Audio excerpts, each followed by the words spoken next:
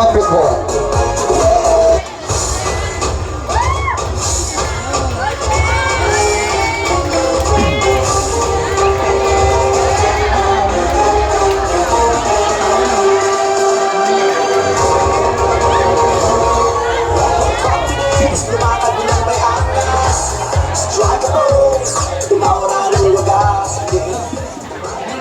Good morning everyone, my name is Shalamit Pakoyong, representing the Virtual Capricorn Canvas Painting.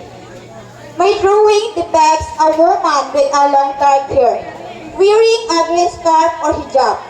Her face is partially obscured by the scarf, and she's looking down, which creates the sense of mystery and introspection. The drawing expression is somber and contemplative, suggesting a deep inner thoughtfulness. The background is a white canvas with a few abstract shapes and splatter of paint, which adds to the overall mood of abstractness and introspection. The drawing could be interpreted as a representation of the human soul, which is often seen as a mysterious and complex entity. The woman's veiled face and downcast eyes symbolize the hidden depths of the soul, while the abstract background could be represented as the vastness and contemplative. The overall drawing is called Reflection of the Soul for Meaning and Understanding. Thank you. Okay, thank you. Next we have from the Grade 12 Gemini.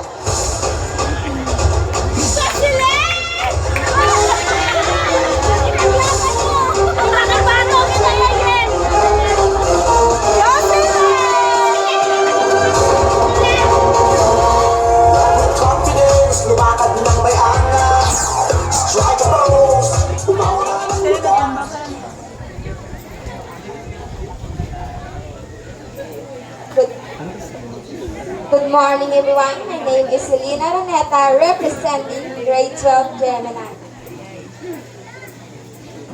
My painting entitled The Brighter Future. I know as a student there is so many challenges against our dreams.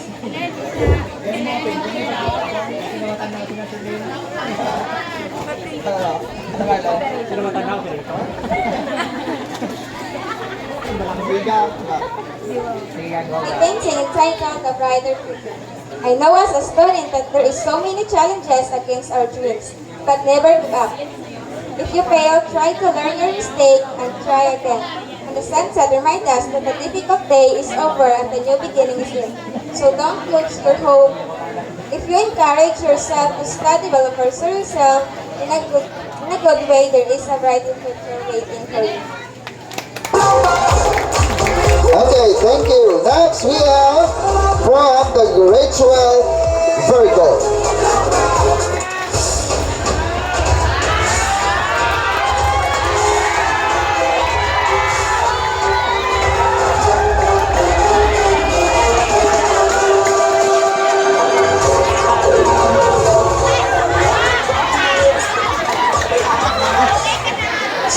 Center, sa tunga.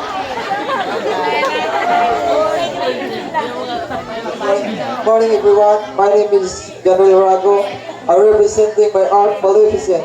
You might wondering why I painted Maleficent because they said she's bad but she's not. Because in reality, Maleficent is not a bad character. She is a victim of fake love. Okay. Okay, once more, let's welcome on stage our canvas painting artists. Starting off with the Grade 12 Scorpio. Next, we have from the Grade 12 Capricorn. Next, Grade 12 Gemini. And last, we have from the Grade 12 Virgo. Okay, move forward, go. Okay, just stay for a while.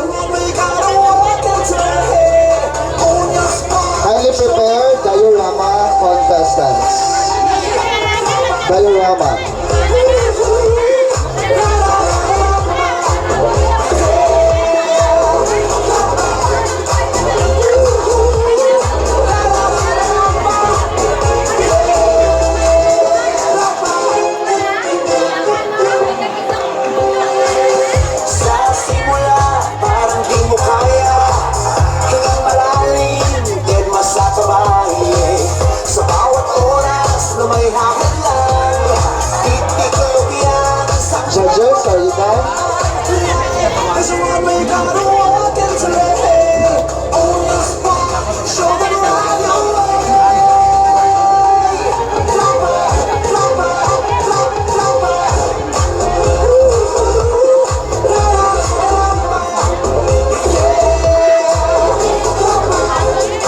Handle move. Backward. Sa simula, Ginadiskusyonan pa nila. So you stay. malalim, dead masasabay. Sa bawat oras na may hahadlan, titiklop yan sa kabot lang. There's a runway gotta walk into it. On the spot, show them around your way.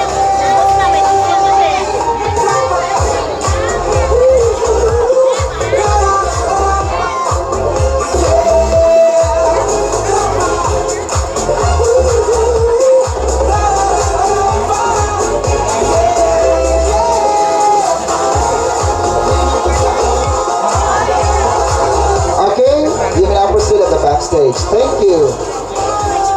Lego bilin sa inyong award daw sa tubang. Dan patinduga lang da.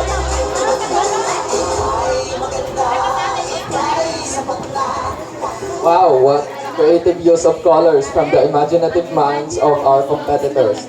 To proceed, the artistry continues with the diorama competition. Okay, same order Japon kita ha. Before we proceed, let's have the reading of the criteria for judging for the diorama. We have Miss April.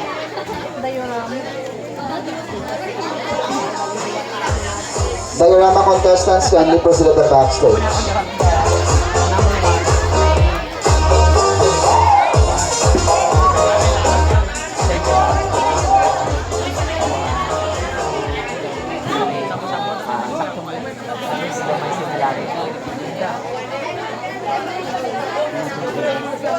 Diorama. There must be one entry per section. Any theme can be chosen. Any materials can be used depending on the chosen theme, but use of recyclable or customized materials are highly encouraged. There is no size limit on the artwork. The entry is a pre-made output before the judging day. The participants should provide details such like the subject of their artwork and a brief description of the process of making their artwork. The criteria for judging: realism or authenticity 30%, craftsmanship or customization 30%, complexity or difficulty 20%, creativity 20%, the total of 100%. Thank you. Okay, thank you. Are we all set for the diorama competition? Again, your diorama is composed of 2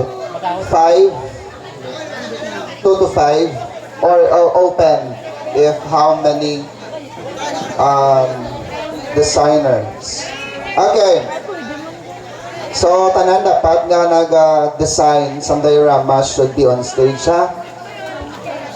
For the explanation, the same, you will have a short ramp dali, then you present your work, then next nga balik ng, ano na kamo, pinsan. Okay? Okay, let's have, ladies and gentlemen, our diorama competition starting off with Grade 12, Scorpio.